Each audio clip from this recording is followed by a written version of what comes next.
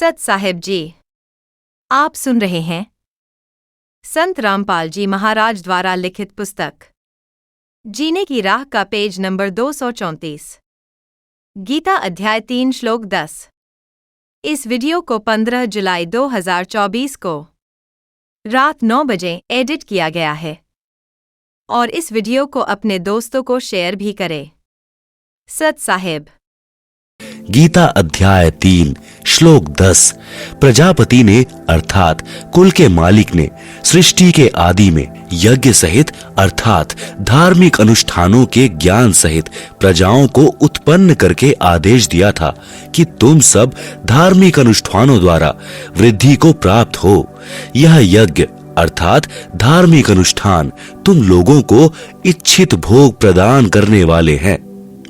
गीता अध्याय 3 श्लोक 10।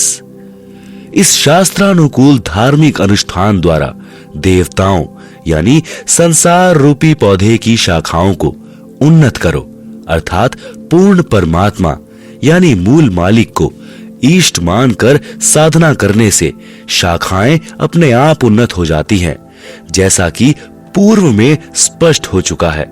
फिर वे देवता शाखाएं बड़ी होकर फल देंगी। तुम लोगों को उन्नत करें अर्थात जब हम शास्त्रानुकूल साधना करेंगे तो हमारे भक्ति कर्म बनेंगे।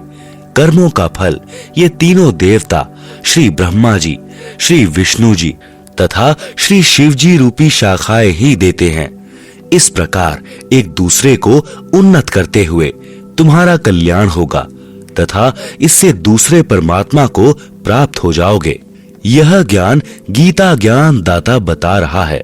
गीता अध्याय 3 श्लोक 11। शास्त्रानुकूल किए गए यज्ञ अर्थात अनुष्ठानों द्वारा बढ़ाए हुए देवता अर्थात संसार रूपी पौधे की शाखाएं तुम लोगों को बिना मांगे ही इच्छित भोग निश्चय ही देते रहेंगे। जैसे पौधे की मूल की सिंचाई करने से पौधा पेड़ बन जाता है, वह शाखाएं फलों से लदपद हो जाती हैं। फिर उस वृक्ष की शाखाएं अपने आप प्रति वर्ष फल देती रहेंगी। यानी आप जी का किया शास्त्रानुकूल भक्ति कर्म का फल जो संचित हो जाता है उसे यही देवता आपको देते रहेंगे। आप मांगो या ना मांगो। यदि उन देवताओं द्वारा दिया गया आपका कर्म संसार का धन पुनः धर्म में नहीं लगाया तो वह साधक भक्ति का चोर है। वह भविष्य में पुण्य रहित होकर हानि उठाता है। गीता अध्याय 3 श्लोक 12। यज्ञ से बचे हुए अन्न को खाने वाले संत जन सब पापों से मुक्त हो जाते हैं। भावार्थ है कि तत्वदर्शी संत सर्वप्रथम परम अक्षर ब्रह्म को भोग लगाकर फिर बचे हुए भोजन को सर्व भक्तों में वितरित करता है। यह पहचान है सत्य साधना की। तो वह संत सर्व भक्ति मंत्र भी शास्त्रानुकूल देता है, जिस कारण से साधक सर्व पापों से मुक्त होकर सत्य लोक में चला जाता है। और जो पापी लोग शास्त्र विधि अनुसार धार्मिक क्रियाएं नहीं करते या धर्म नहीं करते, केवल अपने शरीर पोषण के लिए अन्न पकाते हैं, वे तो पाप को ही खाते हैं। गीता अध्याय 3 श्लोक 13। संपूर्ण प्राणी अन्न से उत्पन्न होते हैं अर्थात अन्न खाने से शरीर में संतानोत्पत्ति का पदार्थ बनता है, जिससे सर्व प्राणियों की उत्पत्ति होती है। अन्न की उत्पत्ति वृष्टि से होती है। वर्षा शास्त्र विधि अनुसार किए गए यज्ञ अर्थात धार्मिक अनुष्ठान से होती है। यज्ञ अर्थात धार्मिक अनुष्ठान शास्त्रों में वर्णित विधि से किए जाते हैं। कर्म को ब्रह्म अर्थात शर पुरुष से उत्पन्न हुए जान, क्योंकि हम ब्रह्म यानी काल के लोक में आए हैं तो हमको कर्म करके ही सब प्राप्त होता है। जब हम सत्य लोक में थे तब बिना कर्म किए सब प्राप्त था। इसलिए कहा है कि कर्म को ब्रह्म यानी काल से उत्पन्न जान तथा ब्रह्म यानी काल की उत्पत्ति अविनाशी परमात्मा से हुई, जिसका वर्णन गीता अध्याय 15 श्लोक 17 में है तथा सृष्टि रचना अध्याय में पढ़ें। इससे सिद्ध होता है कि सर्वगतम ब्रह्म यानी सर्वव्यापी परम अक्षर परमात्मा अर्थात परम अक्षर ब्रह्म सदा ही यज्ञों में अर्थात धार्मिक अनुष्ठानों में प्रतिष्ठितम यानी प्रतिष्ठित हैं, अर्थात सब धार्मिक क्रियाओं में परम अक्षर ब्रह्म ईष्ट रूप में पूज्य है। गीता अध्याय 3 श्लोक 14-15। परम अक्षर ब्रह्म गीता ज्ञान दाता से अन्य है। गीता ज्ञान दाता ने स्वयं गीता अध्याय 18 श्लोक 62 में कहा है कि हे भारत, तू सर्व भाव से उस परमेश्वर अर्थात परम अक्षर ब्रह्म की शरण में जा। उस परमेश्वर की कृपा से ही तू परम शांति को तथा शाश्वत स्थान अर्थात सनातन परम धाम को प्राप्त होगा। गीता अध्याय 15 श्लोक 4 में गीता ज्ञान दाता ने बताया है कि तत्वदर्शी संत मिलने के पश्चात तत्व ज्ञान रूपी शस्त्र द्वारा अज्ञान को काटकर परमेश्वर के उस परम पद की खोज करनी चाहिए, जहां जाने के पश्चात साधक फिर लौटकर कभी संसार में जन्म नहीं लेते, अर्थात उनको सनातन परम धाम प्राप्त हो जाता है, जहां परम शांति है, कोई कष्ट नहीं है, वहां मृत्यु नहीं होती, वहां वृद्धावस्था नहीं होती, किसी पदार्थ का अभाव नहीं है। जिस परमेश्वर से संसार रूपी वृक्ष की प्रवृत्ति विस्तार को प्राप्त हुई है, उसी परमेश्वर की भक्ति करनी चाहिए।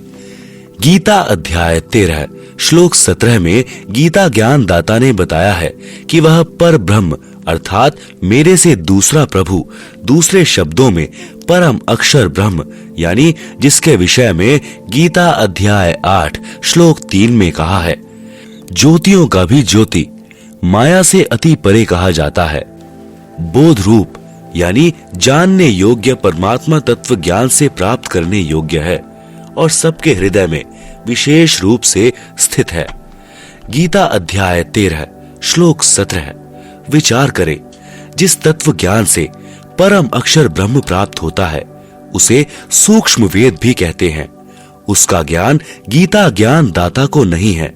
इसलिए गीता ज्ञान दाता ने गीता अध्याय 4 श्लोक 32 तथा 34 में बताया है कि यज्ञों अर्थात धार्मिक अनुष्ठानों का विस्तार पूर्वक ज्ञान स्वयं ब्रह्मण है मुखे सच्चिदानंद घन ब्रह्म परमात्मा अर्थात परम अक्षर ब्रह्म अपने मुख कमल से बोलकर बताता है।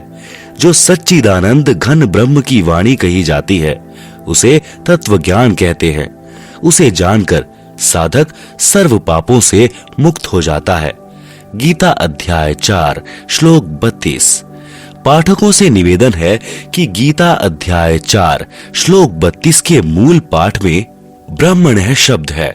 गीता प्रेस गोरखपुर से प्रकाशित गीता या अन्य स्थानों से प्रकाशित गीता में अनुवादकों ने ब्रह्मण्य का अर्थ वेद किया है, जो गलत है।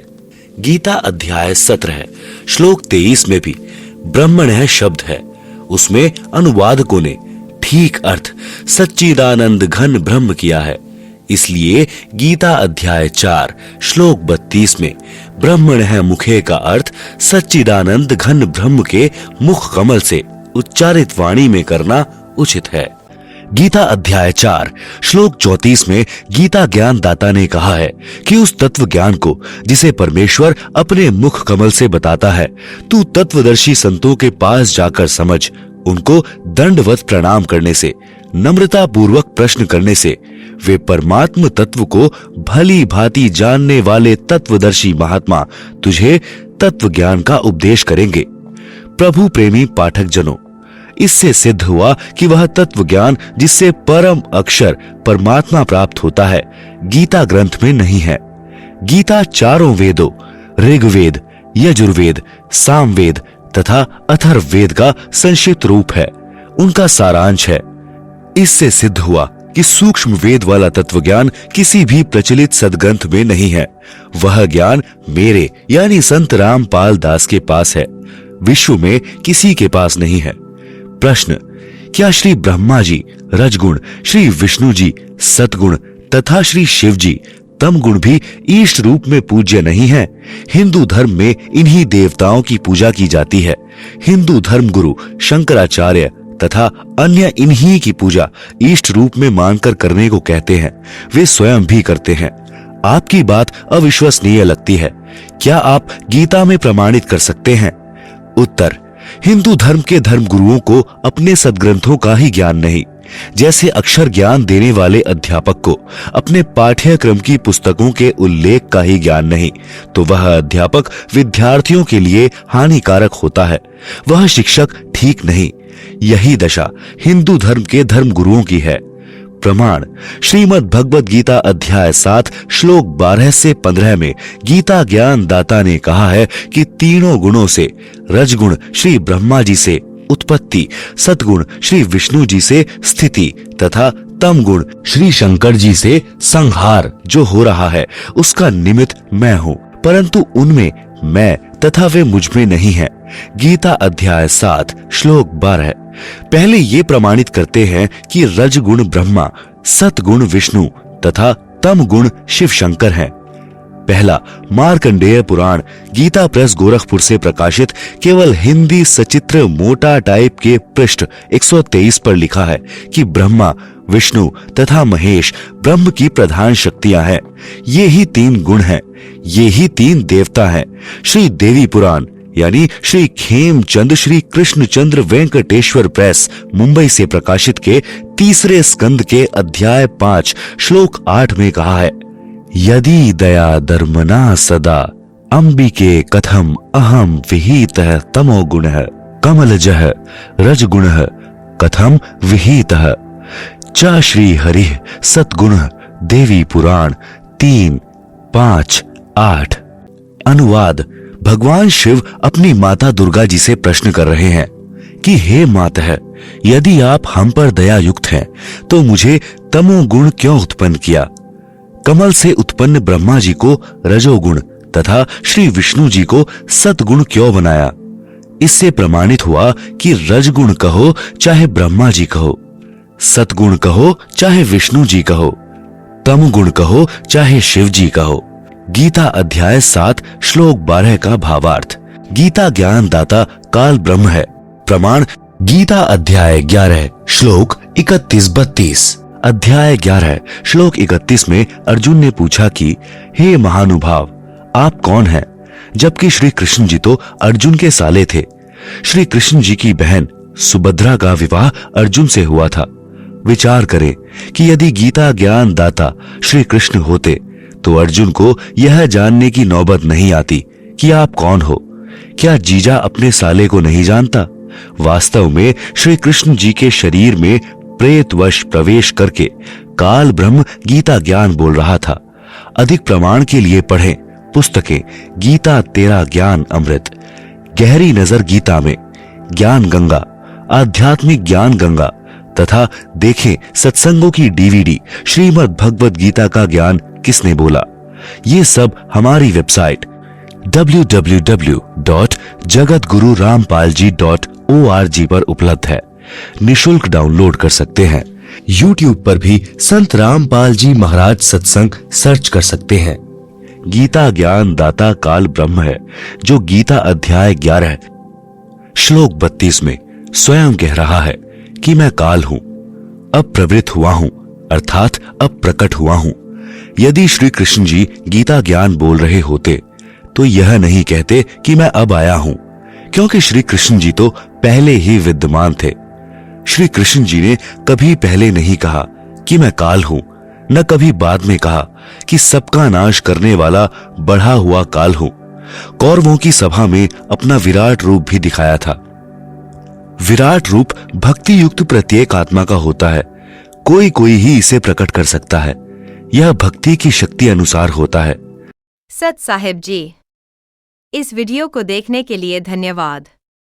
आपको हमारी एक्सप्लेनेशन अच्छी लगती है तो आप इस वीडियो को लाइक करें और हमारे चैनल को सब्सक्राइब करें। सत साहिब।